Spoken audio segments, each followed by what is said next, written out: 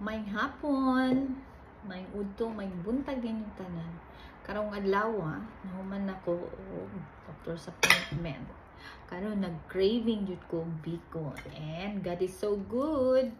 Ang among silingan, abi na ako sa Pilipinas ra gyud ang uso ning maghinatagay. Pero lahi ra gyud kung makasilingan ka og Filipino, unya imo pang amiga. So salamat kayo sa naghatag ani na atay biko. Oh my God, gimingaw na jud ko ani biko. Nya kakita mo ana, daghan kayo og kanang say tawag ani. Kanang gipa-crispy gani gamay ang kanang kuan sa kuan sa gigata ba. Masimutan nimo lamig ayo. Salamat sa naghatag ani. Among silingan lahi ra gyud makasilingan ta og Pilipino. Sensya na ha kay mura kong gitugnaw karon, medyo nilalamig tayo ngayon. Ya. Karon ato na ning tilawan. Sa kan ayan. Saon na lang ng kinsay gipang mingaw di ag biko. Ayan ni. Sakto yun ni pagmerinda kay ang akong gikaon ra gani ha. Itlog lang og gulay ganihang diya pa to orasa, mga alas 11 man siguro to. Gigutom na taron kay humanta og doctor's appointment. Kaluyan sa juice. Ang mga ubang test, grateful ko, pero napay mga ubang test na to ang kailangan pang follow up. So, saan na orasa no? Mga 4:30 na. Sus, gigutom na jud ko. Hara, natagti dyan. Gitugnaw ko. Medyo tugnaw man din karon na. Nya, kani. Kaon na taan ni. Oh, kinsa anay na biko. Kalam ni ani. Okay, karon. Magpalaway na ko ninyong tanan. Kani, salamat sa naghatag. Yeah. Lami. Ang sarap.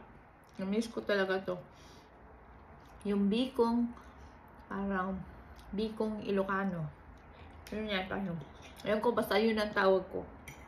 Kasi may natikman akong iba't ibang klase ng biko. Pero ito, masarap talaga to. Nire-request ko ito sa kaibigan ko. Kasi masarap siya magluto ng biko. Although, kaya naman natin gawin, kaya lang, murag, kapoy magsigig ukay. Gahinan dyan og panahon. Lamig ko yun. Lamig. Awa. Nga, nasinaw nga. Sinawa. Biko mo diha. Sarap. Isa pa. Kaan patag isa. Diba? Giatay. Mahurot man siguro nato ni. Lami manggod siya, oy. Mingaw siya kong biko. Sensya na. Nya. Ikaw daw hatagan. Lami yun nang hatagang ka ay. Espesyal. Linuto sa imong amiga. Ano kaya mo? Sarap. Lami siya. Dili siya tamis.